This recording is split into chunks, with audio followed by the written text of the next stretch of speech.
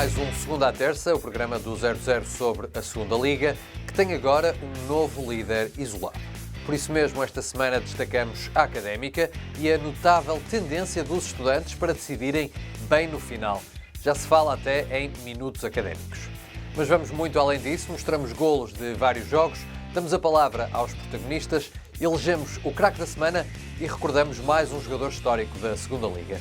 Desta vez lembramos um ponta de lança que deixou uma bela marca em Espinho. Fique por aí, há muito para contar. Vamos aos resultados da jornada, que ainda não terminou, até porque há um jogo que só se vai jogar em março. No sábado, a Académica somou a terceira vitória seguida contra o Cova da Piedade, por 2-1, e consolidou o primeiro lugar da Liga Portugal-Sabzeg. Os outros dois jogos do dia terminaram sem qualquer golo, o Aroca Varzim e também o Sporting da Covilhã Vizela, que teve a estreia de José Bizarro no comando dos serranos. No domingo, Mafra e Leixões empataram uma bola, Chaves e Benfica B empataram a 0 no primeiro jogo de Vítor Campelos como treinador dos transmontanos. A Oliveirense venceu o Futebol Clube do Porto B por 2-1, num jogo com muita polémica à mistura e de que ainda vamos falar. O Feirense venceu na visita ao Casa Pia por 1-0. O Feirense venceu na visita ao Casa Pia por 1-0 com um golo de Platini e chegou assim aos 3 triunfos seguidos. Hoje há ainda o duelo entre Estoril Praia e Académico de Viseu, com os canarinhos a tentarem voltar a um lugar de promoção direta e os vizienses a tentarem afastar-se mais um pouco da linha de água. Assim está a tabela na zona superior. A Académica de Coimbra é agora líder isolada, com 42 pontos, mais 2 do que o Feirense e mais 4 do que o Estoril, que tem um jogo a menos. Vizela, Chaves e Aroca ainda vão tentar entrar na luta pela subida no que resta do campeonato. Lá em baixo, o Futebol Clube do Porto B tem novo treinador, mas para já mantém-se como lanterna vermelha, com 14 pontos, menos 1 do que o Varzim. Um pouco mais tranquilos, mas ainda em situação de alerta, estão equipas como Oliveirense, Cova da Piedade, Académico de Viseu, Vila Franquense ou Sporting da Covilhã. Vamos então até Coimbra, onde a Académica somou mais uma vitória para consolidar a liderança. Foi apenas aos 66 minutos que apareceu o primeiro golo, com um grande remate de primeira de Guima.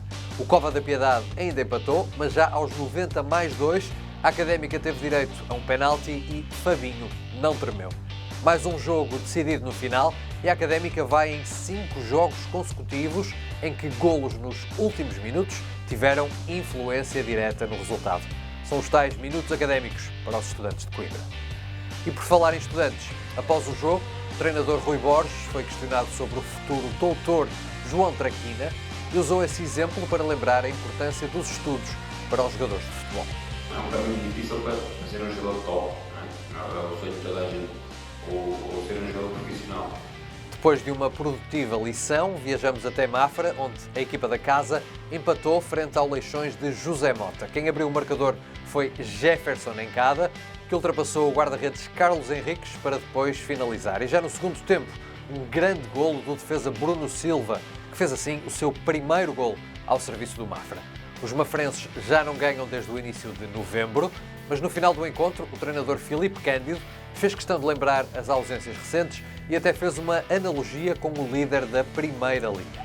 Fui muitas vezes, ou seja, nós nunca nos agarrámos a nada, procurámos sempre ir trabalhando em função daquilo que são, enfim, as condições, o dia-a-dia, e aquilo que eu procuro muitas vezes, e tenho dito também ao meu staff, é que imaginem que o Sporting fica sem o Palhinha, sem o João Mário, sem o Coates, sem o Fedal, e agora joga 5, 6 jogos. Não sei o que é que seria eventualmente de uma equipa quando, por alguns azares, fica privada de alguns jogadores que vinham a ser importantes e, portanto, mas nós nunca nos escudámos disso, temos outros jogadores que foram cumprindo com a função, noutros jogos até fomos vencendo, mas reparem que com esta história do Covid e das lesões, este ano está a ser de tal maneira atípico que já utilizámos 7 jogadores na posição de defesa central. Alguns adaptados, mas tivemos que o fazer e por isso que eu digo que muitas vezes é fácil as pessoas falarem do que quer que seja, no que diz respeito à equipa, mas eu, enfim, recordo que, apesar de tudo, estamos dentro daquilo e estamos enquadrados naquilo que são os objetivos, penso, do clube. Vamos ainda até Pedroso, onde esteve a reportagem do Segunda à Terça e onde o Futebol Clube do Porto B foi derrotado pela Oliveirense num jogo com cambalhota no marcador. Foi o segundo jogo do treinador António Folha, que desta vez teve direito a 2 reforços, Romário Baró e Tony Martínez. E a dupla causou estragos logo aos 5 minutos, com o espanhol a abrir desta forma o marcador. O oliveirense de Raul Oliveira não se deixou ficar e empatou a partida aos 31 minutos, com o central Pedro Machado a fazer o seu primeiro golo pela equipa de Oliveira de Azeméis. E aos 73, os visitantes chegaram mesmo à vantagem com uma boa finalização de Pedro Bortoluso. A grande polémica veio depois, aos 76, quando o estreante Bernardo Folha, filho do novo treinador, viu um cartão vermelho direto. O treinador e pai do médio de 18 anos não escondeu a raiva face à decisão do árbitro e falou também sobre as presenças de Baró e Tony Martínez no 11 inicial. Numa coisa dessas com o atleta, com o Bernardo, na primeira falta que o Bernardo faz, ele tromba, os dois chocaram um com o outro. E o árbitro, claramente, que foi direito ao Bernardo, como se fosse algum toque com a mão. Aliás, viu-se claramente. Logo a primeira, ele vinha assim a cortar o lance, eles chocaram.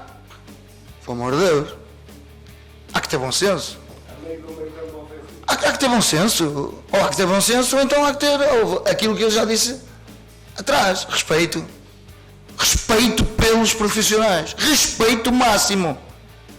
Porque se toda a gente, muitas das vezes, pensasse como o António Folha, e se os jogadores de futebol pensassem todos como o António Folha, ou como muitos António Folhas, e tivessem a coragem, todos, eles têm, mas todos tivessem a coragem de dizer, eles sim, de dizer, nós não jogamos, eu ia-me rir. Para Raul Oliveira, o oliveirense foi um justo vencedor num jogo de muitos nervos.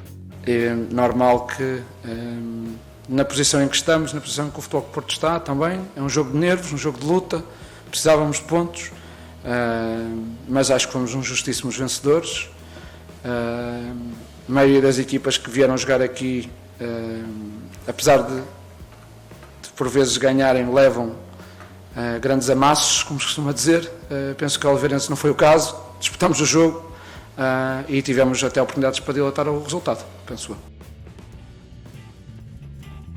Chegou a altura de elegermos o craque da jornada e o vencedor da distinção sai mesmo desse Futebol Clube do Porto B oliveirense. O guarda-redes Artur Augusto, de apenas 21 anos, foi decisivo para o triunfo da equipa de Oliveira de Azeméis. O guardião brasileiro travou um grande duelo com Tony Martínez e, embora tenha sofrido um golo nos primeiros minutos, destacou-se em 2 grandes momentos contra o avançado espanhol, em particular nos descontos, a travar um remate acrobático.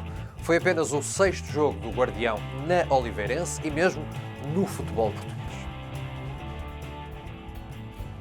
Lembramos ainda, como sempre, mais um jogador histórico da Segunda Liga. Desta vez falamos de um antigo ponta de lança com total de 91 golos marcados no segundo escalão do futebol português e que até chegou a jogar a Taça UEFA. Artur Jorge, natural de Guimarães, participou num total de 10 edições da Segunda Liga, 5 delas ao serviço do Sporting de Espinho. Com a camisola dos Tigres da Costa Verde, participou em 162 jogos no segundo escalão, com 67 golos marcados.